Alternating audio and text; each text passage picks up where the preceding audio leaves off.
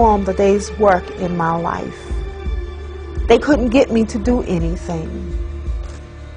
But at the age of 13, I mean, should I not have been in school? They were saying that feeble-mindedness is hereditary. So they sterilized me so I would not produce my kind. Mind you, I am not illiterate, nor am I feeble-minded. I never went into high school, but yet I still acquired a college degree.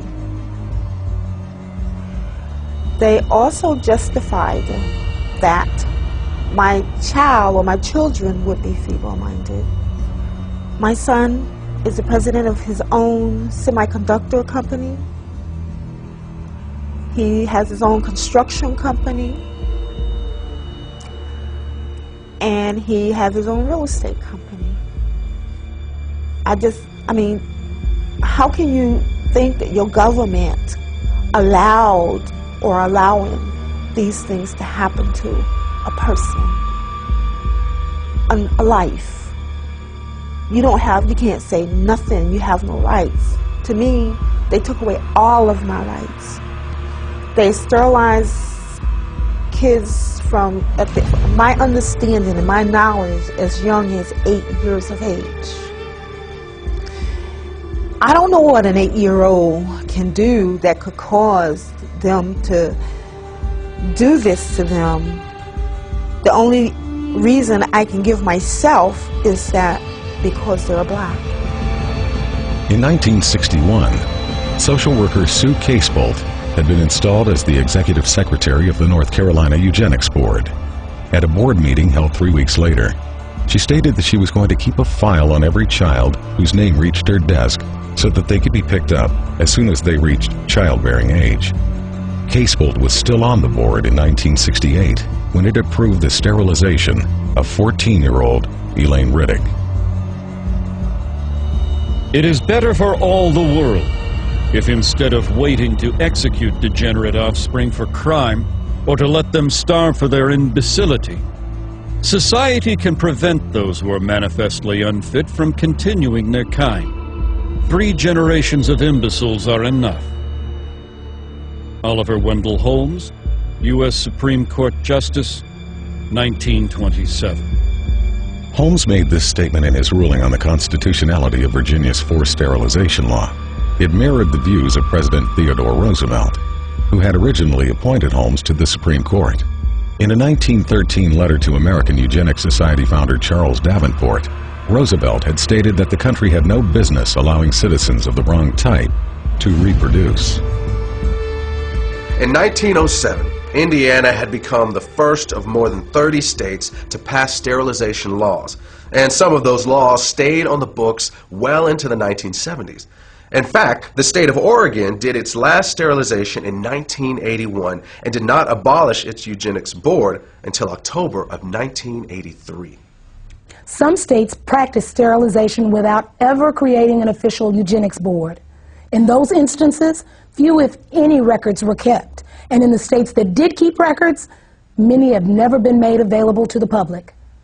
But in just those states that have released their records, it is known that at least 60,000 Americans were sterilized, and they were disproportionately black.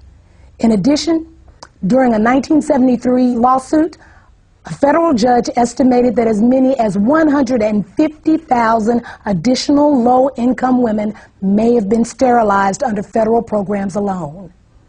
These sterilizations were often performed without the patient's knowledge or consent, and sometimes against their will. It was also common for social workers to tell welfare recipients that they would lose their benefits if they did not agree to be sterilized. In some cases, poor families were even threatened with the loss of welfare unless they brought their children in for sterilization. The result was that some of the people sterilized were as young as 10 years old. In the first 6 months of 1972, one hospital in Aiken County, South Carolina, sterilized over 1/3 of the Medicaid patients who were there to give birth, and all but one of these women were black. One patient said she was told by all 3 of the county's obstetricians that they would not deliver her baby unless she agreed to be sterilized. Her claim was later confirmed by each of the doctors. Another patient said she was told by one of these same physicians that he was tired of having to help support the babies of welfare recipients and that she could either agree to be sterilized or find another doctor. The law of nature says that only the fit shall survive. When a nation disregards this law by protecting the unfit and encouraging their multiplication, this nation invites inevitable destruction. As far as New Jersey is concerned, sterilization is an economic necessity. And as far as the United States is concerned, sterilization is a matter of national preservation. Fred Shepard, Assemblyman. Fred Shepard was a member of the New Jersey State Legislature. He made this statement upon his introduction of a sterilization bill in March of 1942. In some parts of the country, Planned Parenthood was closely associated with these state eugenics boards and was often a referral agency for them. But the system did not always run smoothly. In 1969, when the number of sterilizations approved by the Iowa State Eugenics Board began to drop, the board was attacked in the press by the executive director of Planned Parenthood, Robert Weber. He said that he was alarmed by the decline in numbers and that the Eugenics Board should expand its approval criteria. Board Chairman Dr. S.M. Corson responded that the board's guidelines were already fairly broad. He pointed out that approvals were routinely given for young girls for no reason other than the board's speculation that they might likely one day engage in immoral behavior without the capacity for being wives and mothers. At that point, Weber publicly scolded the board and told them that they should either increase the number of sterilizations or quit. From its beginning, Planned Parenthood always had powerful ties to the American eugenics community. In fact, in many places they were often one and the same. For example, when the first birth control clinic was opened in Arkansas, it was operated by the Arkansas Eugenics Association and overseen by a woman named Hilda Cornish. Later, the Arkansas Eugenics Association would become the Arkansas state affiliate of Planned Parenthood, and Cornish would be named its executive director. During the 4 months that American Birth Control League director Lothrop Stoddard was in Nazi Germany, he not only met with Hitler and SS Chief Heinrich Himmler, he also attended one of the Nazi eugenics courts. The first case I saw looked like an excellent candidate for sterilization. A man in his mid-30s. He was rather ape-like in appearance.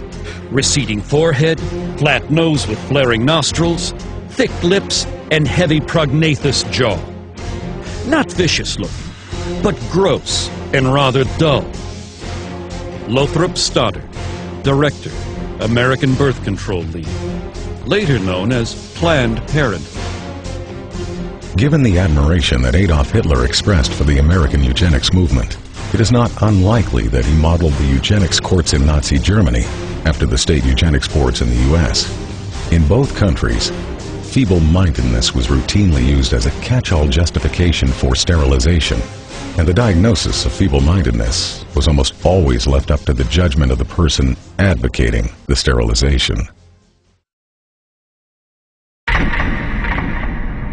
First, the white man tells me to sit in the back of the bus.